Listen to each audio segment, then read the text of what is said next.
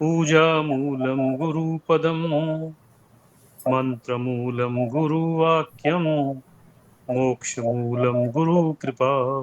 ओम। बहुत अच्छा।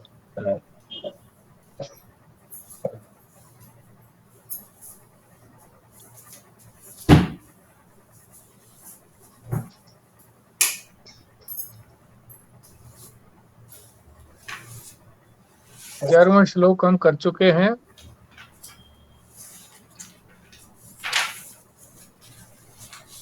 इसमें सत्व गुण की बात बताई थी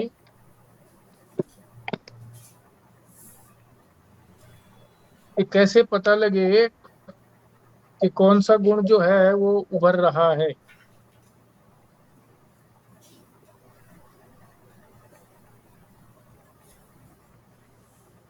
तो बता दिया था कि जब प्रकाश होता है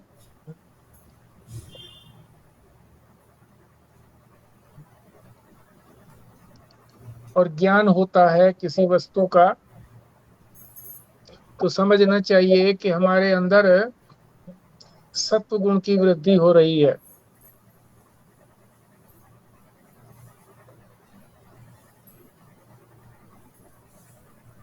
आज जो है रजोगुण की वृद्धि होती है, इसका कैसे पता लगे? आज ना मेरा एक पिछली बार से मेरा एक सवाल चल रहा है हाँ कि जी। जिसके अंदर जिस गुण की ज़्यादा प्रवृत्ति होगी उसको तो उसी उसमें सुख मिलेगा ना, उसी गुण में सुख मिलेगा। जो भी उस गुण के कारक हैं वो ही हमको सुख प्राप्त करेंगे। तो हम ये कैसे कहते हैं कि यदि मेरे को तमोगुण से, यदि मुझे ये जो हमारे हैं उनकी वजह से मुझे यदि सुख प्राप्त हो रहा है तो वो सुख मैं सत्व गुण से कैसे कर सकती हूँ? वो तो मुझे रजोगुण से, तमोगुण से ही मिल रहा है। ये मेरा थोड़ा सा पिछली हाँ बार हाँ से मेरा थोड़ा कंफ्यूजन हुआ इसमें। हाँ, ठीक है जी, ठीक है। आप लोगों ने सुना, सभी ने, और सभी इस पर सोच विचार करें कि जैसे इन्होंने कहा कि मुझे जो मेरे मन को अच्छा लगता है उसकी जब मुझे प्राप्ति होती है तो मुझे सुख मिलता है।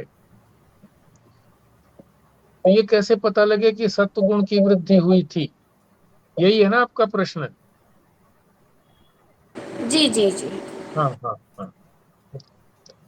तो सभी बताएं, कौन बताना चाहता है बताएं सोच करके। ये सतोगुण की प्रवृत्ति हुई थी, इसकी बजाय जो इनका मुझे लगता है कहने का मतलब ये है कि कहता है जिस गुण में जिसको सुख मिल रहा है वो उसी गुण में प्रवृत्ति करता है। किसी को तमोगुण में जैसे सुख मिलता है कि भाई आलस प्रमाद नींद के अंदर सुख मिल रहा है, वो क्यों उसको कहता है मेरे को तो इसमें सुख मिल रहा है, मैं क्यों प्रवृत्ति करूं रजोगुण की सतोगुण की। हाँ तो जिसको वो रजोगुण में सही जिसको भैया। रजोगुण में जिसको सुख मिलता है, बोले जी कर्म प्रधान है, काम करते रहते हैं करके हमें क्या लेना ये पूजा उपासना पाठ से, हमें उसमें क्या, हमें इसमें आनंद मिलता है कमा करके। जहां तक मैं समझाऊं अगर यही सवाल है तो। हाँ संजीव भैया, उस दिन भारद्वाज अंकल बोल रहे थे कि जब हमें सुख मिल रहा है तो वो हमें सत्व गुण की वजह से मिल रहा है। उस समय सत्व गुण का थोड़ा प्रभाव आ रहा है, पर चाहे किसी और से है, जो मुझे समझ आया। मैं गलत भी हो सकती हूँ, पर मुझे बाद में मगर लगा एक एक बात समझे ना जी, ये तीनों गुणों के अंदर कोई सुख नहीं है। ये तीनों गुण तो ये बंधन के कारण है। सतोगुण भी बंधन का कारण है, वही तो चर्चा हम कर रहे हैं।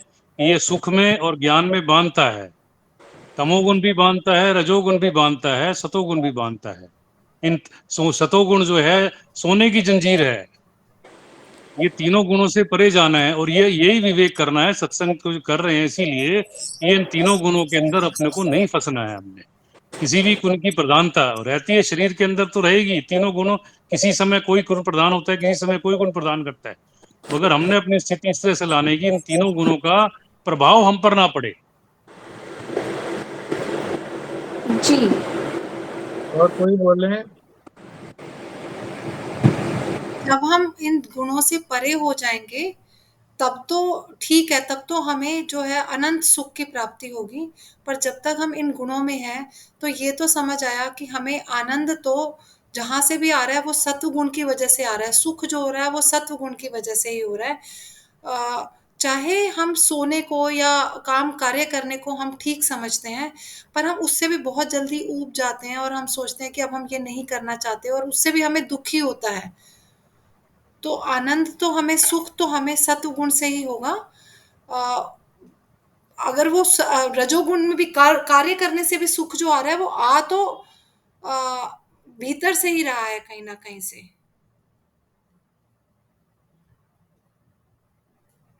और कोई बोले?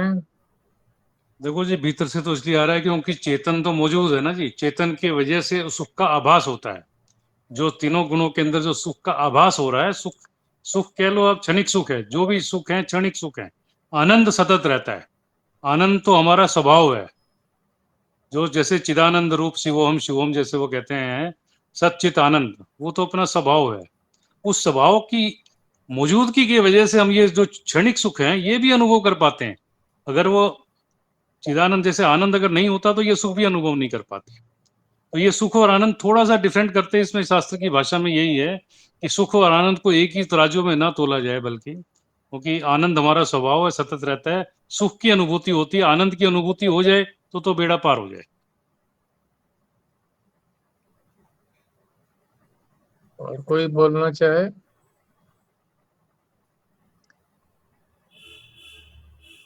ये जो रेनू मैम ने बात बोली ना, ये अपनी कुछ इच्छाओं की बात कर रही थी कि अगर मेरी इच्छा सोने की है, मेरी इच्छा कर्म करने की है, जो रजोगुण और तमोगुण की बात हो रही थी, तो मुझे लगता है जब हम वो कर लेते हैं और इच्छा की निवृत्ति हो जाती है, तो सुख की प्राप्ति होती है। और इच्छा की निवृत्ति का मतलब सतोगुण।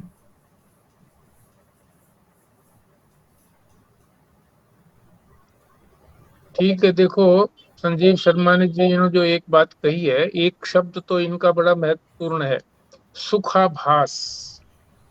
सुख नहीं होता वास्तव में, सुख का आभास होता है, परछाई मिलती है सुख की कि हाँ मुझे सुख हुआ। ये बात तो ठीक है कि सुख का आभास मिला। दूसरी बात ये समझें कि कुछ कार्य जो हमारे जो है प्रारब्ध भोग के वशीभूत होकर के हमको हम करते हैं, किन्हीं कार्यों को। प्रारब्ध भोग का अर्थ भी समझें कि पूर्व जन्म में जो भी कुछ कर्म किए गए हैं, पूर्व जन्मों में कहिए आप, एक जन्म की बात नहीं है, पूर्व जन्मों में जो भी कुछ कर्म किए गए हैं और उनमें से जो पककर तैयार हो गए हैं फल देने के लिए, उसके अनुसार प्रारब्ध जो है फिर सुख या दुख का फल देता है। उसी के अनुसार जो है वो संस्कार उत्पन्न करता है।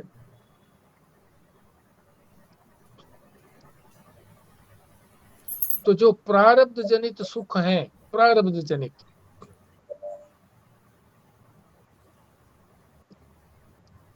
उन प्रारब्ध जनित सुखों को या दुखों को हम अपने प्रयत्न से घटा बढ़ा भी सकते हैं। जैसे इस श्लोक के अंदर 5 शब्द कहे गए हैं, लोभ, प्रवृत्ति, दूसरा, तीसरा जो है वो कर्म का आरंभ, चौथा कहा गया है ऐशम, और पांचवा कहा गया है स्पृहा। ये हमारे मन की वृत्तियां हैं। लोभ की वृत्ति, तो हम समझते हैं कि ये चीज हमारी जो हम चाहते हैं, ये मुझे मिल जाए तो इससे मेरे को सुख होगा। इसमें बताएंगे अभी 12वें श्लोक के अंदर कि लोभ का क्या अर्थ है। दूसरे की चीज मुझको मिल जाए तो मुझे सुख होगा। या मेरे पास जो कोई चीज है वो किसी धर्म के कार्य में ना लगे, मन ये चाहता है। एक होती है मन की इच्छा, मन की चाहत। मन की चाहत जो है वो प्राय सात्विक नहीं होती है। मन की चाहत जो है वो रजोगुणी और तमोगुणी ही होती है। सत्व गुण जब होता है तो मन मन में प्रकाश बढ़ता है, फिर वो विवेक से देखता है कि इसमें जो तुझे सुख का अनुभव हो रहा है वास्तव में इसका सुख अनुभव नहीं होगा, सुख नहीं होगा, इससे सुख का आभास ही होगा। और असली सुख अगर लेना है तो मन के अनुसार नहीं, शास्त्र के अनुसार सत्व गुण की हम प्रवृत्ति करेंगे तो उससे सुख होगा। इसमें थोड़ा सा कुछ अंतर समझे क्या आप? मन जो है वो अपने मन की चाहत की वस्तु को प्राप्त करना, जैसे पराशर जी ने कहा था कि मुझे, मान लीजिए मुझे रजोगुण किसी कार्य करने में ही आनंद आता है। जैसे माताओं को प्राय किचन में जाकर के ही अच्छा लगता है, कुछ कर्म करेंगे तो है तो रजोगुणी है वो बात। इसी तरह से जिसमें तमोगुण होता है तो प्रमाद और आलस्य, निद्रा जैसे बताया था लक्षण, तो उसी में अच्छा लगता है कि भाई ना काम करना पड़े तो अच्छी बात है। तो ये मन की वृत्तियां हैं, हम मन से ऐसा चाहते हैं, पर वास्तव में वो सुख नहीं है, सुख का आभास ही है। जब उस मन की बात को ना मान करके शास्त्र की बात को माने कि असली सुख जो है वो तो सतोगुण में ही मिलेगा, तो सत्वगुण की प्रवृत्ति करें तभी मिलेगा। हो सकता है कि उस समय में वो सुख ना मालूम पड़े करने के लिए, मगर उधर प्रयत्न करेंगे तो धीरे धीरे इस प्रकार के प्रयास जो हैं वो तुरंत सत्वगुण में प्रवेश करा पाएंगे।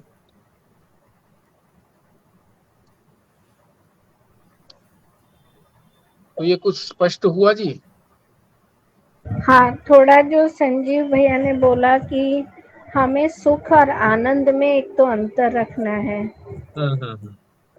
मतलब एक थोड़ा इससे भी आ रहा है मेरे को कुछ समझ में कि हम सुख को ही आनंद मान लेते हैं, जबकि आनंद, ये आनंद जो है मेरे ख्याल से ये एक अनुभूति है जो तीनों गुणों से ऊपर है। हाँ ठीक बात है, ये तो तीनों गुणों से ऊपर है आनंद तो। मगर यहाँ आनंद का तो प्रश्न ही नहीं आया ना जी। आनंद का प्रश्न तो तीन गुणों के पार जाने के बाद ही आ सकता है। आनंद का प्रश्न यहाँ तो सुख की ही बात रहेगी। तो जो इन्होंने सुखाभास की जो बात कही थी वो उपयुक्त है। सुख का आभास है, सुख की परछाई है। जी, ठीक।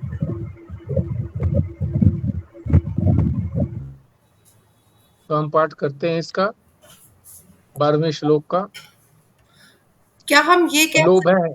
क्या हम हाँ ये जी कह बोलो। सकते हैं, जैसे आपने बोला ना कि कभी-कभी हमें उस समय सुख नहीं लगता कुछ कार्यों में जो कि सत्वगुण वाले होते हैं। जैसे कि अ, अगर हमें योगाभ्यास की बात करें, योगा करने की बात करें, योग करने की बात करें, तो उसमें हमें हमें करने को मन नहीं करता। पर अगर हम योग करेंगे और शरीर स्वस्थ रहेगा और उसको हम उचित कार्यों में लगा पाएँगे, तो वो एक तरह से सत्वगुण का कार्य हुआ क्या? ऐसा हम सोच सकते हैं? क्योंकि कार्य, हाँ। हाँ, कार्य हम्म, तो करने का मन नहीं है वो वाला, पर उसका जो हम्म, रिजल्ट आएगा वो बाद में किसी ना किसी टाइम पे हमें सुख ही देगा। हम्म, ठीक बात है। ठीक बात है ये। दवाई खाने को, कड़वी दवाई आयुर्वेदिक की किसी को खाने को मन नहीं करता। ऐसे लगता है कि दवाई खाने लगे तो उल्टी आ जाएगी, तो नहीं खाना चाहते। पर ये मान करके कि इसको, इससे सुख मिलना है भविष्य के अंदर, तो खा लेते हैं। बाद में पता लगता है। और जब हमारा ये मन करे कि भी हाँ चाट पकौड़ी खा लो, पेट खराब होने के बाद भी कि कोई बात नहीं, आज तो सवेरे से ठीक है, हम खा लेते हैं, नहीं होगा देखा जाएगा। वो खा लेते हैं तो फिर परेशानी होती, तो बाद में पछताते हैं कि ये कर्म हमको नहीं करना चाहिए था। तो ऐसी जो वृत्ति आ जाती है शास्त्र को मानने की, धर्म को मानने की, युक्ति को मानने की, कि ये युक्ति ठीक है, ये भी सत्वगुण का ही तो प्रभाव है, तभी तो मान पाते हैं, ऐसा नहीं तो नहीं मान पाते। पूरा का पूरा अगर तमोगुण या रजोगुण हो तो नहीं मानेंगे। अगर प्रबल वेग होता है तो नहीं माना जाता। अभी वेग प्रबल नहीं है तो हम उसको रोक करके कर सकते हैं ऐसा। सुख तो अभ्यास से भी होता है, जिसको अभ्यासिक सुख कहते हैं। बार बार किसी चीज को करने लग जाए तो उसी से ये लगने लगता है कि इसी से सुख मिल रहा है। वो अभ्यास के कारण लगता है ऐसा, कि किसी समय में पहले पहले सुख लगा था, अब वही सुख दिमाग में आने लगता है कि वही तो सुख है, ये क्रिया वही है तो सुख भी वही है। उसी क्रिया से सुख आ रहा है, उस क्रिया से सुख नहीं आ रहा है। सुख पहली बार आया था या पहली बार नहीं भी आया। कई ऐसे भी होते हैं, जैसे शराब पीना है, बीड़ी सिगरेट पीना है, तो उससे पहली पहली बार नहीं आता, पहले 2-4 बार नहीं भी आता है, मगर अविद्या के कारण, अविद्यक सुख कहते हैं उसको, अविद्या के कारण हम उसको शुरू कर देते हैं और फिर अभ्यासिक सुख आने लगता है। जब अभ्यास हो गया तो उसी से, अभ्यास से ही सुख प्रतीत होने लगा। तो ये सुख की भी कई प्रकार की श्रेणियां हैं। सात्विक सुख, अभ्यासिक सुख, अविद्यक सुख, विषय सुख। विषय के प्रति हमारी जो दृष्टिकोण है कि विषय हमें सुख देने वाले हैं, तो ये लगता है कि विषय सारे ही सुख देने वाले हैं। किसी समय में किसी विषय ने सुख दे दिया, दूसरे समय में नहीं देता है वो सुख, और वो दृष्टि हमारी फिर समाप्त होती नहीं है।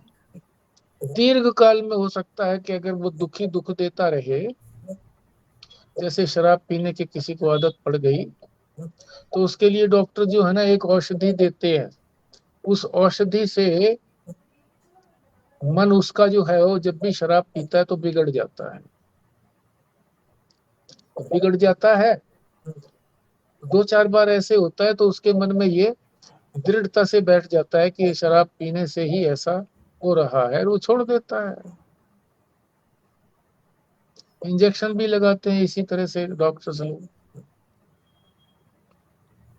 अभ्यास से जो चीज बढ़ी है, अभ्यास को छोड़ने से वो अभ्यास भी दूर हो जाता है। एक बार महाराज जी से पूछा ही था मैंने, महाराज जी ये अभ्यासिक सुख कैसे छूटे? तो कहने लगे अनअभ्यास से। अभ्यास ना करो तो छूट जाएगा।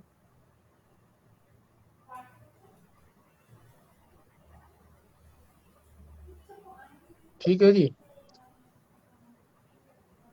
12वें श्लोक में पढ़ते हैं हम।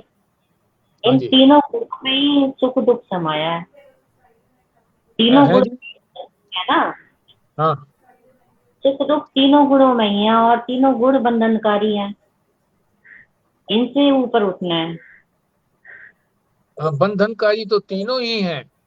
बाकी सुख देने के लिए तो सत्वगुण ही चाहिए, सत्वगुण में ही सुख मिलता है। रजोगुण और तमो, रजोगुण में तो सुख होने का मतलब ही नहीं है, वो तो दुख देगा, इच्छा पैदा करेगा। और तमोगुण में तो आलस्य, प्रमाद और निद्रा आएगी। तो सुख तो मिलेगा तो सत्वगुण में ही मिलेगा। पर बांधने वाला तीनों ही है, सत्वगुण भी बांधने वाला है, रजोगुण भी, तमोगुण भी, तीनों बांधने वाले। सत्वगुण का जो बंधन है वो कठिन बंधन है।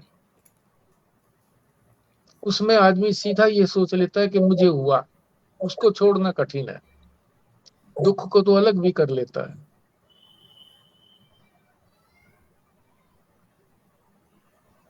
पढ़ते हैं जी। लोभ है प्रवृत्ति ही आरंभ है कर्मणाम अशम है स्पृहा। ये 5 जो हैं ये शब्द लक्षण को बताते हैं। किसके लक्षण को? रजोगुण के लक्षण को। इनको लिंग भी कहते हैं, लिंग, चिन्ह भी कहते हैं और लक्षण भी कहते हैं। इन्हीं से पता लगता है कि रजोगुण बढ़ा हुआ है। जब हमारे अंदर लोभ आता है, लोभ की परिभाषा भी बताएंगे, ठीक से समझेंगे हम। प्रवृत्ति, कर्म करना, और नया कर्म करना यानी कर्मणाम आरंभ है, प्रारंभ करना, नए सिरे से कोई नया काम शुरू करना, उसको कर्मणाम आरंभ बोलते हैं। इससे पहले भी प्रवृत्ति का अर्थ जो था वो कर्म से था, मगर उसमें कोई आरंभ वाली बात नहीं है, नया आरंभ करने वाली बात नहीं है। बिना किसी उद्देश्य के कुछ भी कर्म करते रहना, उसको वहां पर तात्पर्य बताया था। अशमय, शमय को तो आप जानते ही हैं, शम का क्या अर्थ है? मन का संयम। और अशमय का मतलब है कि मन का संयम न कर पाना। स्पृहा, तो स्पृहा का अर्थ एक बार आया भी था पीछे। द्वेष हो जाना किसी से, जलन हो जाना किसी के प्रति,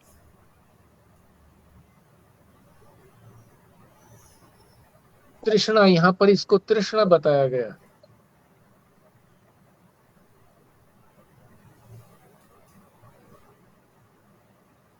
इसको अच्छी तरह से समझेंगे। अगली पंक्ति में रजह रजसी एतानी जायन्ते विवृद्धे भरतर्षभ। हाँ जी, बोलिए संजीव शर्मा जी। जी। लोभ है प्रवृत्ति ही आरंभ कर्मणाम अशमा स्पृहा रजसी एतानि जायन्ते विवृद्धे भर्तृषभ। भारद्वाज साहब। लोभ है प्रवृत्ति है आरंभ कर्मणाम अशम स्पृहा रजसी एतानि जायन्ते विवृद्धे भारतवर्षभ।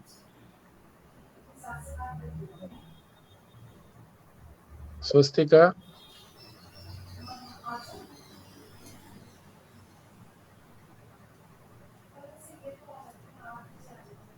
कृष्ण जी। हाँ जी। लोभ है प्रवृत्ति आरंभ कर्म नाम अशम प्रिय रजसी एतानि जायन्ते विवृद्धे भर्तर्षभ। ओम। विमला जी।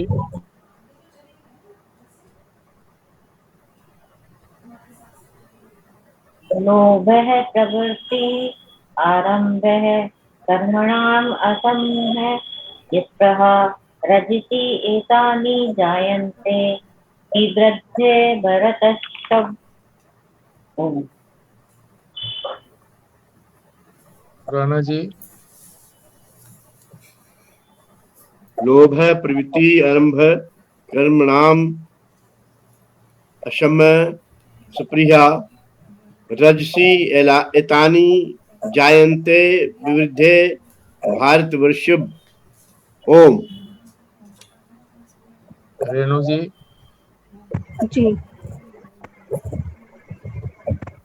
लोभा प्रवृत्तिरारंभा कर्मणामशमः स्पृहा रज्यस्थितानि जायन्ते विवृद्धे भरतर्षभ। बहुत अच्छे। ये ट्यून जो है ना, ये वास्तविक ट्यून इन्होंने आज निकाल ली है, प्रयत्न कई दिन से कर रहे थे पर आज निकल आई है बिल्कुल ट्यून, जैसे महात्मा लोग वाचन करते हैं इसी तरह से।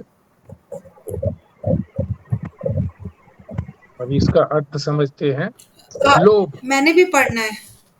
अच्छा पढ़िए। लोभः प्रवृत्तिरारम्भः कर्म कर्मणा अशमः स्पृहा रजसि एतानि जायन्ते विवृद्धे भरतशर्भ। भरत शर्ब नहीं है, भरतर्ष अर्षभ, भरत अर्षभ। ठीक है, भरत अर्षभ। हम्म, रेनू मैम आप म्यूट कर लीजिए प्लीज। Sorry sorry. लोभ, ये लिंग है, चिन्ह है, लक्षण है, जिससे ये पता लगता है कि अब ये रजोगुण बढ़ा हुआ है। लोभ, लोभ को दो प्रकार से बताया गया है। एक तो दूसरे की चीज लेने की इच्छा, और दूसरा जो हमारे पास है वो सदकार्य में खर्च ना हो, सदकार्य में खर्च ना हो। और चीजों में खर्च करने में कोई लोभ नहीं करते हम। लोभ कहाँ करते हैं? सदकार्य में, अच्छा कार्य, परमात्मा का कार्य में। कहीं देना लेना हो, व्यवहार के लिए देना लेना हो तो दे देते हैं, पंडित जी को देना हो तो संकोच करते।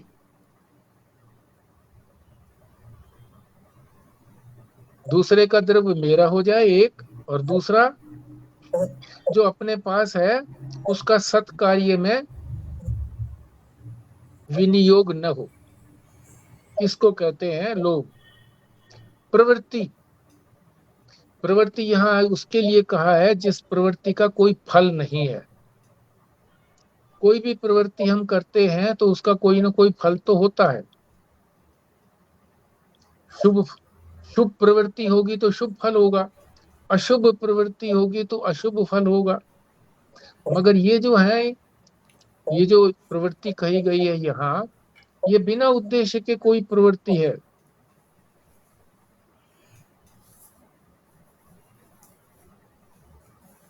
जैसे कई आदमियों की आदत होती है कि बैठे बैठे पैर हिलाएं,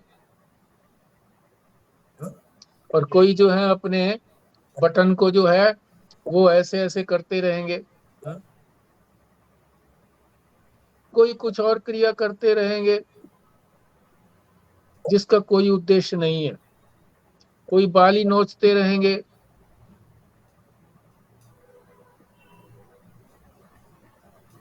निष्प्रयोजन, और निष्प्रयोजन में महाराज जी ने और भी बातें बताई हैं। जिसके पास पर्याप्त धन है, जीवन भर के लिए पर्याप्त रहेगा, बचेगा, बल्कि लड़का भी है तो अच्छा कमा रहा है फिर भी व्यापार में लग जाए तो ये प्रयोजन तो कुछ हुआ नहीं ना, इससे क्या फल मिलना है? दो पैसे और ज्यादा इकट्ठे हो जाएंगे। पुत्र जब समर्थ है तो अपने आप ही कर लेगा। पुत्र समर्थ होता है तो धन संचय करने की कोई जरूरत नहीं, और अगर पुत्र जो है वो निकम्मा होता है तो भी धन संचय करने का कोई मतलब नहीं, हो वैसे खत्म कर देगा, उसको नष्ट कर देगा। इसी तरह से नौकरी की बात बता दी कि नौकरी कर रहा है, रिटायर हो गया, पेंशन मिलती है, अब उसको जरूरत नहीं है, फिर भी दूसरी नौकरी में लग गया, या उसी नौकरी में आधी तनख्वाह पे काम करने लग गया। कोई प्रयोजन तो हो रहा नहीं ना। जिस प्रयोजन को सारी उम्र किया उस प्रयोजन से कोई प्राप्ति हुई नहीं, सिर्फ यही प्राप्ति हुई कि ये जीवन चलता रहा बस। और जीवन चलाने का तो जिम्मा परमात्मा ने ले रखा है, उसके लिए हमें प्रयत्न की ज्यादा जरूरत नहीं है। तो हम जो भी प्रयत्न करते हैं वो व्यर्थ का प्रयत्न करते हैं। ये सुविधाएं जुटा लो, ये सुविधाएं जुटा लो। पहले नाम मात्र को सुविधाएं थी, वो आवश्यकताएं भी पूरी नहीं होती थी। अब इतनी सारी जो सारी आवश्यकताओं की पूर्ति हो गई, फिर भी उससे बात नहीं बनती है। अब इसके बाद दूसरा है कर्मणाम आरंभ है, नए नए कर्मों को प्रारंभ करना, लौकिक फलों के लिए भी और पारलौकिक फलों के लिए भी। लौकिक फल तो यही संसार का ही प्राप्ति करने का फल हो गया, फल मिले। और पारमार्थिक जो है, पारलौकिक, पारमार्थिक नहीं, पारलौकिक, इस लोक से परे का लोक, स्वर्ग लोक का सुख। स्वर्ग लोक के सुख के लिए क्या है, अनुष्ठान वगैरह करते हैं,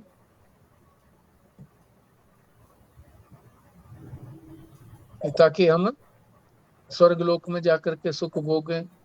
और इस लोक में हम क्या करते हैं, कोई नई नई फैक्ट्री शुरू कर ली,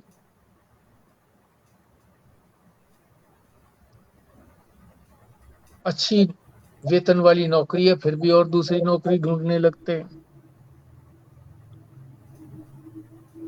तो ये रजोगुण प्रवृत्ति के लक्षण है कि रजोगुण की ही प्रवृत्ति, रजोगुण ही इस प्रवृत्ति को करा रहा है। चाहे वो प्रवृत्ति निष्प्रयोजन हो, जो पीछे अभी कहा है, और जो चाहे वो इस लोक के फल की प्राप्ति के लिए हो या परलोक की फल की प्राप्ति के लिए। तीसरा है, चौथा अशम है। शम कहते हैं मन का कंट्रोल, संयम में रहना। और अशमय का मतलब है मन का संयम में ना रहना, कंट्रोल में न रहना।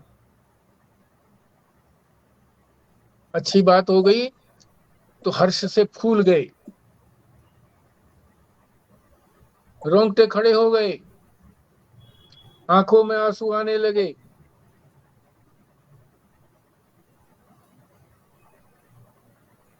नई नई चीजों के प्रति मन के अंदर जो आसक्ति आती है, उस आसक्ति को उठाते रहना कि भी हाँ ऐसा ऐसा हो जाए, ऐसी और हो जाए। ये जो हर्ष मिला है मुझे, इससे जो रोए रोए खड़े हो गए हैं मेरे, बहुत अच्छा लगा है। और कोई ऐसी प्रवृत्ति आए,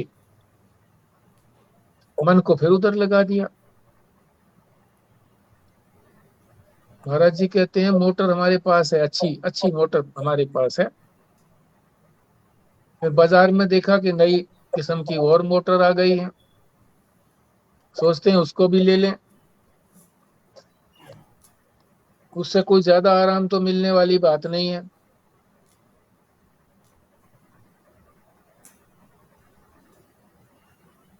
और इसी तरह से एडवर्टाइजमेंट करके जो भी कंपनियां हैं, सारी ही कंपनियां A to Z जो है, भोजन के पदार्थों से लेकर के संसाधन के पदार्थों को, सुविधाओं के पदार्थों को एडवर्टाइजमेंट करके, विज्ञापन दे करके बार बार जबरदस्ती हमारे मन को उधर ले जाने का प्रयत्न करते हैं। बार बार किसी चीज को हम सुनते हैं, देखते हैं, तो मन में कभी न कभी आ ही जाता है कि इसको ले लो, इसको प्राप्त करने के लिए।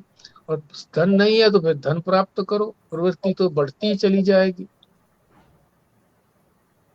ये सारी प्रवृत्तियां जो है अशम कहलाती हैं। स्पृहा,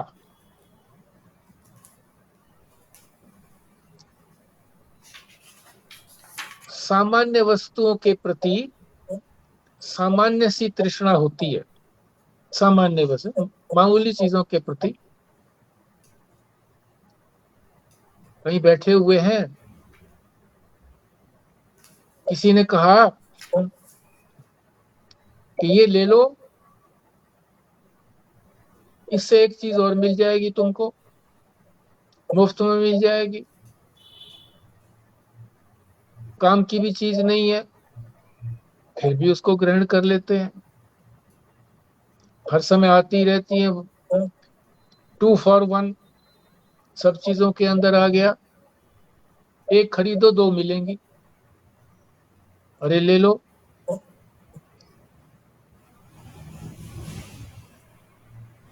ये खरीद लो तो इससे ये मुफ्त मिलेंगी। इतने इतने पैसे की दवाइयां ले लो तो ये दवाइयां जो है ना, ये फ्री में आपको वहां तक ट्रांसपोर्टेशन का जो खर्चा है वो नहीं लगेगा। इस तरह के एडवर्टाइजमेंट आते रहते हैं। तो ये स्पृहा, सामान्य तृष्णा, इससे भी पता लगता है कि रजोगुण बढ़ रहा हुआ है। इन सारे ही चिन्हों से, लोभ से, प्रवृत्ति से जो निष्प्रयोजन प्रवृत्ति है, और कर्मणा आरंभ, कोई भी नया कर्म आरंभ करना, और मन को संयम में न रहे, मन इधर उधर जाए, वो ले लो, वो चीज प्राप्त कर लो। और स्पृहा, सामान्य चीजों के अंदर भी बिना आवश्यकता के उधर मन चला जाए, स्पृहा हो गई। तो ये सारे चिन्ह हैं। इससे ये पता लगता है कि ये हमारे में रजोगुण बढ़ा हुआ है। अब इसका प्रयोजन क्या है? ये जो 5 जो बताए हैं चिन्ह, लिंग, लक्षण जो बताए हैं, क्यों बताए हैं भगवान ने? निष्प्रयोजन तो कुछ बात होती नहीं है। फिर भगवान तो हमारे उपकार के लिए ही काम करते हैं। जो भी कुछ बात बताते हैं उपकार के लिए ही बताते हैं।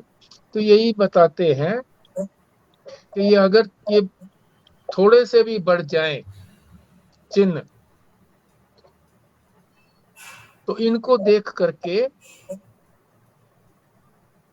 अगर वो अवांछित गुण है, अवांछित, अवांछित का मतलब जो नहीं होने चाहिए, उनका होना अच्छा नहीं है। रजोगुण का होना अच्छा नहीं है, तमोगुण का अच्छा होना अच्छा नहीं है। तो उनको रोक सके हम, प्रारंभ में तो रोक सकते हैं, पर जब वेग बढ़ जाता है तो नहीं रोका जाता।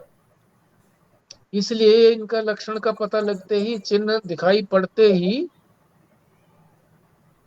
कहीं पर धुआं निकल रहा है तो लक्षण पता लगा कि आग हो सकती है, तो तुरंत उसको बुझा दो। जब आग भड़क जाएगी तो फिर नहीं बुझाई जाएगी। तो इसी तरह से इनका भी है कि इनका कोई चिन्ह प्रकट हुआ और वो नहीं होना चाहिए, तो उसको रोक दो। 17वें अध्याय में भी बताएंगे भगवान, क्या बताएंगे? तरकीब बताएंगे कि किस गुण को किस तरीके से बढ़ाया जा सकता है और किस तरीके से घटाया जा सकता है। जैसे आहार, भोजन, सात्विक भोजन अगर हम करते हैं तो सत्वगुण हमारे अंदर बढ़ता है। तो आहार का मतलब केवल आदि गुरु शंकराचार्य ने कहा कि केवल भोजन से ही नहीं। भोजन ये तो ठीक है कि भोजन के जब पचता है तो उसके 3 अंश बनते हैं।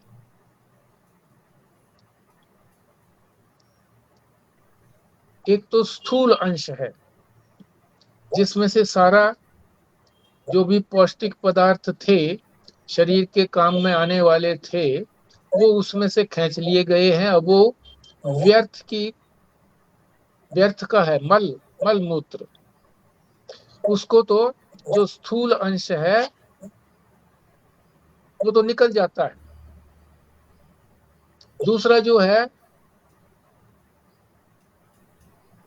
जो अंश है वो सारे शरीर को पुष्ट करने के लिए है, शरीर को पुष्ट करने के लिए, प्रोटीन आदि जो भी कुछ है, घी आदि। और तीसरा जो है वो उससे मन बनता है, जो अति सूक्ष्म अंश है उससे मन बनता है, और मन ही जो है वो मन के अंदर ही एक गुणों की वृद्धि या कमी होती है। इसी तरह से रोका जाता है आहार के द्वारा। तो ये तो स्थूल आहार की बात हो गई, जो हम भोजन आदि लेते हैं उससे। पर आदि गुरु शंकराचार्य ने कहा कि केवल इसी को आहार न समझे। आहार का मतलब है जो कुछ भी हम अंदर ले जाते हैं। किससे लेकर के जाते हैं अंदर? 5 ज्ञानेंद्रियों से। बाहर के विषयों की तरफ जाती हैं इंद्रियां। आंख गई बाहर, आंख ने रूप को देखा, उस रूप को हम अंदर ले आते हैं, वो हमारे मन में बस जाता है। अंदर ले आए, उसको आहरण कर लिया। कान में इसी तरह से शब्द जो है वो हमें अच्छा लगा तो वो कान में अंदर ले आए। नाक में गंध, वो भी अंदर ले आए। अनुभव तो अंदर ही होता है ना, तो इंद्रियां ले आई, मन साथ आ गया उसके, मन के सहित वो मन में ही जाकर के बस गया। इसी तरह से स्पर्श इंद्रिय, स्पर्श बड़ा अच्छा लगता है। गर्म ठंडा, कई ये चीज गर्म है, ये ठंडी है, पता लग जाता है। तो शब्द, स्पर्श, रूप, रस, गंध, रस है। जिव्या में रसेंद्रिय जो है वो रस को अंदर ले आती है। तो आचार्य कह रहे हैं, आदि गुरु शंकराचार्य, जिसको भाष्यकार भी कहते हैं उनको, कि इनमें भी जो सत्वगुणी रूप है उसको हम अंदर लेकर के आए, रजोगुणी तमोगुणी को नहीं। सत्वगुणी कौन से रूप हो गए? परमात्मा के रूप हो गए सारे, मंदिरों के रूप हो गए सारे। माता का रूप भी सत्वगुणी है। माता को देखते हैं हम जब, अपनी माता को, है सत्वगुणी रूप अंदर ले आए। और यदि हम नंगी चित्र देखते हैं, तस्वीरें देखते हैं, तो वो रजोगुणी तमोगुणी है, वो भी हमारे अंदर आ जाते हैं। इस तरह से हम अपने गुणों को, सत्वगुण को बढ़ा सकते हैं, सत्वगुणी रूपों को अंदर ला करके, सत्वगुणी शब्दों को अंदर ला करके। गाली दे रहा है कोई, उसको भी हम अंदर बैठा लेते हैं, तो वो रजोगुणी हो गया, तमोगुणी हो गया। इसी तरह से सबका ही ले लो। 5 ज्ञानेंद्रियों से जो हम ग्रहण करते हैं वो भोजन ही है, हमारा आहार ही है। तो हम अपने गुणों को घटा बढ़ा सकते हैं, सत्वगुण को बढ़ा सकते हैं। तमोगुण है तो तमोगुण से हट करके पहले रजोगुण में ले आए, फिर रजोगुण से फिर सत्वगुण में ले आए। इस तरह से क्रियाओं से भी हमारे अंदर सत्वगुण, रजोगुण और तमोगुण की वृद्धि और कमी होती है। क्रियाओं से, क्रिया करने वाले हमारे कौन से यंत्र हैं? हाथ है, पैर है, वाणी है। वाणी से हम भगवान का या स्तोत्रों का पाठ करें, भगवान की आरती करें। वाणी से सत्वगुणी आचरण करें, इसी तरह से परमात्मा से संबंधित शास्त्र को बोलें, सदगुरु की महिमा का गायन करें। तो वाणी से हमारे अंदर क्रिया, जो ये क्रिया हो रही है वाणी की, इससे भी हमारे अंदर गुणों की वृद्धि या कमी हो सकती है। हाथ से भी, हाथ से अगर हम पूजा करते हैं, भगवान की नैवेद्य चढ़ाते हैं, आरती करते हैं, ये भी सत्वगुणी वृत्ति है, सत्वगुणी कई क्रिया है।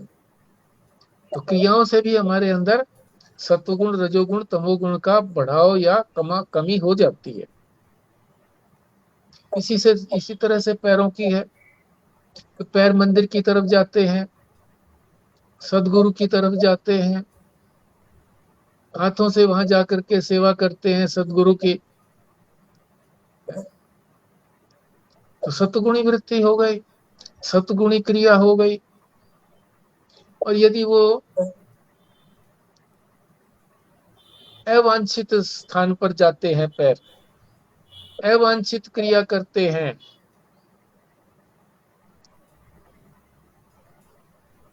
तो रजोगुणी तमोगुणी क्रिया हो गई। तो किस किस के द्वारा? भोजन के द्वारा। फिर भोजन को बताया कि पांचों ज्ञानेंद्रियों से जो भी कुछ हम आहरण करते हैं अपने अंदर, उससे हम गुणों की बढ़ोतरी या कमी कर सकते हैं। तीसरा, क्रिया से कर सकते हैं।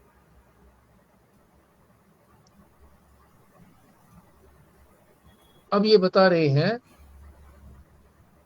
कि गुणों के बढ़ने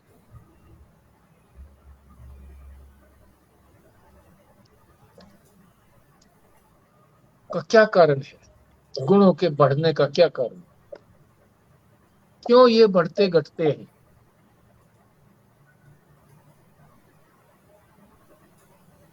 गुणों के बढ़ने का जो वर्तमान कारण है कि हमारे जो पूर्व जन्म के जो कर्म हैं, शुभ या अशुभ, उनके संस्कार हमारे ऊपर होते हैं। और जब संस्कार जो है बहुत बढ़ जाते हैं तो वासना पैदा हो जाती है। तो भगवान जो है वो हमें कर्मों का भोग देता है फल के रूप में, उसी को प्रारब्ध फल कहते हैं, प्रारब्ध भोग कहते हैं, उसी को प्रारब्ध कहते हैं। इस शरीर के द्वारा जिन भी सुख और दुख फलों की हमको प्राप्ति होती है वो प्रारब्ध से होती है, सुख और दुखों की प्राप्ति।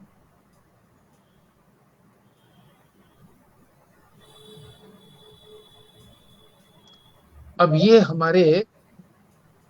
हमें विधि बताई जा रही है कि किस तरह से हम प्रारब्ध कर्म जो है वो तो प्रेरित करता है, गुणों के द्वारा प्रेरित करेगा। पहले संस्कारों को बढ़ाएगा नहीं, संस्कार जो हमारे पूर्व जन्म में जैसे भी हैं उनके माध्यम से उन संस्कारों को प्रेरित करेगा, और उन संस्कारों को फिर हम कार्य रूप में प्रेरित करते हैं, या उन संस्कारों को हम दबा करके जो शास्त्र से सुने हुए संस्कार हैं, हमने सुने हैं, उनसे जो हमारे संस्कार बने हैं उसके अनुसार हम क्रिया करते हैं, उसके अनुसार हम अपना ज्ञान करते हैं, तो हम सुधार की ओर जाते हैं, शास्त्र के अनुसार जाते हैं। तो और जैसे संस्कार प्रारब्ध के अनुसार हैं वैसा फल दो देना है भगवान ने, तो उसी प्रकार के प्रति अगर हम आकर्षित होकर के करते हैं, अगर वो सात्विक है तो अवश्य करें, राजसिक है तो उसमें सोच विचार करके करें, तामसिक है तो बिल्कुल करें ही नहीं। तो परमात्मा जो है वो किस तरह से फल देता है, संस्कारों के द्वारा परमात्मा उन संस्कारों से जो भी हमको फल मिलना है उस फल के अनुरूप वो संस्कारों को उत्पन्न करते हैं। संस्कार तो हमारे अंदर रखे हुए हैं, पर जो भी फल देने की वो है उस समय में देने हैं, जो परमात्मा ने फल इस शरीर के उत्पन्न होने का कारण यही है कि उन फलों को देना है, तो उसी प्रकार के संस्कार वो उत्पन्न करते हैं, शुभ या अशुभ।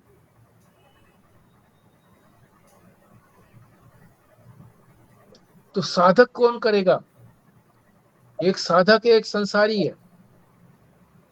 संसारी तो उनके अनुसार चलेगा जो प्रारब्ध दे रहा है, पर जो साधक है वो उसके विरुद्ध वृत्ति बना करके, यदि रजोगुण की वृत्ति आ रही है तो उसके विरुद्ध वृत्ति सत्व गुण की बनाएगा,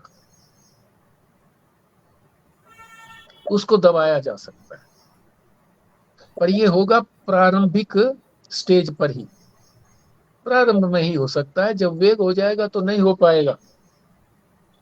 शास्त्रकार बार बार ये बात कहते हैं, शुभाशुभाभ्याम मार्गाभ्याम वहंती वासना सरितः, यानी वासना की सरिता, संस्कारों की सरिता नदी शुभ या अशुभ दोनों मार्गों से बहती है।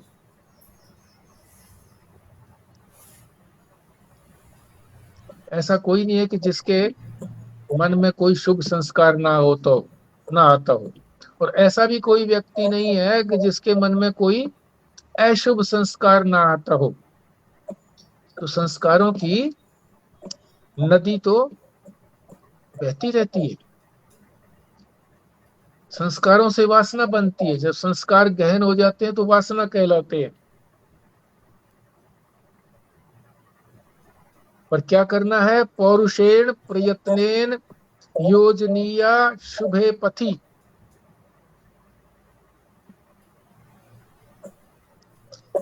पौरुष प्रयत्न करना है, जबरदस्त प्रयत्न करना है कि जो अशुभ की तरफ ले जाने वाले संस्कार हैं उनको रोकने के लिए जबरदस्त प्रयत्न करना है, ताकि वो शुभ पथ की ओर चले, शुभ संस्कारों की ओर चले। और फिर ये भी कहा है कि जो साधक है अपना कल्याण चाहता है तो उसके लिए एक और उपाय भी बता दिया है। शुभ संस्कार यदि हमारे मन में उत्पन्न हुआ उसे तुरंत पूरा कर दो। कहीं दान देने की बात मन में आई तो तुरंत दान दे दो, और कहीं अशुभ संस्कार मन के अंदर आया, लक्षण तो पता लग ही जाता है, तो उसे थोड़ी देर के लिए टाल दो। किसी को मारने पीटने की कोई मन में आई, गुस्सा आया बहुत, थोड़ी देर के लिए टाल दो, उनका वेग कम हो जाएगा और अशुभ से बच जाएंगे।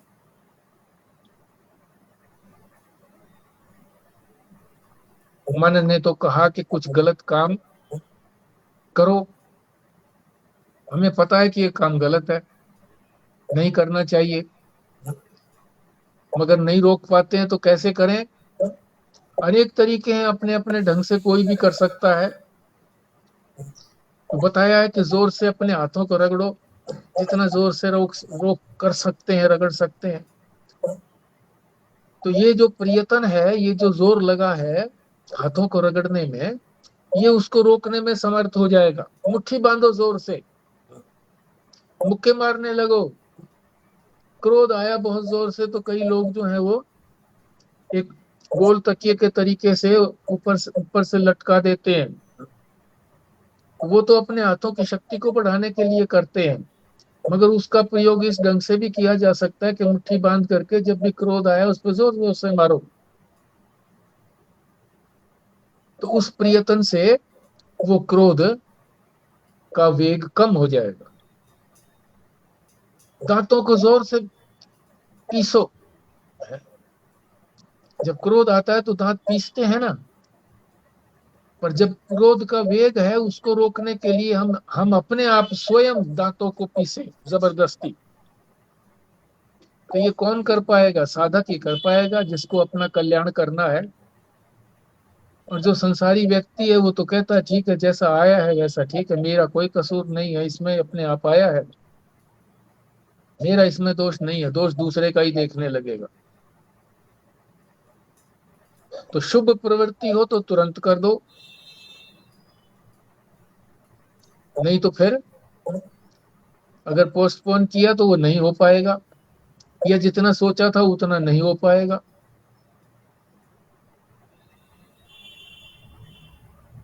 दक्षिणा मांगने के लिए आए, कोई अंध विद्यालय से आए, कहीं और से आए, तो हमारा मन हुआ कि 500 रुपए दे दे। हमने रसीद बुक ले ली, फिर हम उसको उलट के देखने लगे कि हमारे आस पड़ोस लोगों ने कितना दिया है, तो देखते हैं उन्होंने 200 ही दिया है, तो ठीक है मैं भी 200 ही दे दूं। फिर अपनी हैसियत देखने लगते हैं, अरे उनका क्या है, उन्होंने भी जब मेरे से ज्यादा हैसियत है तो उन्होंने इतना दिया तो मैं भी दे दूं, इतना ही दे दूं। और मन में आया था 500 देने का। तो इसी तरह से 2 उदाहरण महाराज जी ने और दिए हैं अपने अनुभव के। एक जवाहरात के व्यापारी थे, अमेरिका से आए थे। तो महाराज जी माउंट आबू में रहते थे अधिकतर समय में। तो वो मार्ग में पड़ता था, जब गुजरात जाते थे तो लोग जाते समय भी रुकते थे, आते समय भी रुकते थे। वो अपना अपना अनुभव बताते थे। तो एक व्यापारी थे, अमेरिका से आए थे, उन्होंने 5 लाख का सोना वगैरह लिया और चेक दिए, 2 काटे 5-5 लाख के। एक उस व्यापारी को दे दिया जिससे वो माल लिया था, और एक अपनी जेब में रख लिया। तो वो जवाहरात का जो व्यापारी था उसने पूछा, तो ये आपने ऐसे के 2 चेक किस लिए काटे? बोला, मैं जब वहां से निकला था तो मैंने ये संकल्प किया था कि मैं जब भी अपने लिए कुछ खरीदूंगा तो उतना ही धन मैं चर्च को दूंगा, इसलिए मैंने उसको काट के जेब में रख लिया। बोले, ये तो तुम वहां भी जा करके काट सकते थे चेक। वो कहने लगा कि उस वक्त मेरा मन बदल सकता था। तो मन के लिए कहा है, मन बड़ा धोखेबाज है। एक समय में कुछ कहता है, दूसरे समय में कुछ कहने लगेगा। पता नहीं अगले समय में क्या हो। तो शुभ संकल्प हो तो उसको तुरंत पूरा करो। इसी तरह से एक और भी बात बताते हैं। गुजरात के ये एक बहुत अच्छे उद्योगपति थे, टेक्सटाइल मिल उन्होंने चालू की, बहुत चल गई, 9 साल हो गए। फिर उन्होंने गुरु बनाने का संकल्प किया। गुरु जी ने दक्षिणा दे, उनको मंत्र दीक्षा दे दी और उनको नियम बता दिया कि अपनी आय का 10वांश जो है आप दान किया करो। तो उन्होंने मान लिया उस नियम को और आपस में सलाह करने लगे कि गुरु जी ने तो इसी साल के लिए कहा था हमको कि 10वांश शुरू कर दो, हम पीछे से ही तो ना कर दें। सहमत हो गए, हाँ ठीक है पीछे से कर देते हैं। तो पीछे से कर देते हैं। तो ये भी विचार किया उन्होंने कि अब सारा 9 साल का पीछे तक का हिसाब रखेंगे तो कठिनाई रहेगी। हम ऐसा करते हैं, ये जो 10वां साल चल रहा है इसमें जितनी भी आय होगी वो हम सारी की सारी आय जो है वो दान में दे देंगे। तो 10वांश हो गया ना, 10 साल का इकट्ठा ही दे देंगे इस बार में। दोनों सहमत हो गए। अब जब उस साल का प्रॉफिट आया तो 2.5-3 गुना आया। फिर छोटा भाई महाराज जी के पास आया था। उसने कहा कि मैंने बड़े भाई को कहा कि हम पीछे का ही ना हिसाब कर लें, सारा 10 सालों का अलग अलग से हिसाब करके 10वांश निकाल करके हम दान दे देते हैं। तो बड़ा भाई कहने लगा कि ऐसे मत करो, ये गलत काम है, बेईमानी है। जो हमने निश्चय किया है, संकल्प किया, उसको पूरा करो। इसीलिए शास्त्रकार कहते हैं कि शुभ कार्य हो तो तत्काल पूरा कर दो और अशुभ हो तो उसको टाल दो। उसका वेग खत्म हो जाएगा तो उसके बाद विचार करके उसको शांत किया जा सकता है। तो ये हमारे 14वें अध्याय के अंदर 12वें श्लोक का सार हुआ कि 5 जो है वो लक्षण बता दिए, चिन्ह बता दिए, जिनसे ये पता लगता है कि रजोगुण हमारे में अब बढ़ने लगा है या बढ़ गया है। ये 5 लक्षण बता दिए, चिन्ह बता दिए। जब ये पता लग जाए कि ये बढ़ रहे हैं, तो फिर इनको रोकने का उपाय भी बता दिया कि वेग में तो रोका नहीं जा सकता, स्पीड होगी तो वो रोका नहीं जा सकता, मगर जब ये पता लग गया कि ये प्रारंभ हो गए हैं, तो उसी समय उपाय करो, शुभ को तुरंत कर दो और अशुभ को टाल दो। ये 12वां श्लोक हमारा संपूर्ण हुआ। आज 5 मिनट ज्यादा लग गए हैं, तो इसमें कोई शंका किसी तरह की हो तो अपनी शंका को संजो करके रखना, कल डिस्कस कर लेंगे सबके सामने। आज डिस्कशन किए सबके सामने तो अच्छा लगा है, तरह तरह के विचार आते हैं सबके अपने अंदर। ठीक है जी, रेणु प्रेशर जी करिए आप पूर्णाहुति। ओम पूर्णमदः पूर्णमिदं पूर्णात् पूर्णमुदच्यते पूर्णस्य पूर्णमादाय पूर्णमेवावशिष्यते। ओम शांति शांति शांति। नारायण नारायण नारायण। नारायण नारायण नारायण।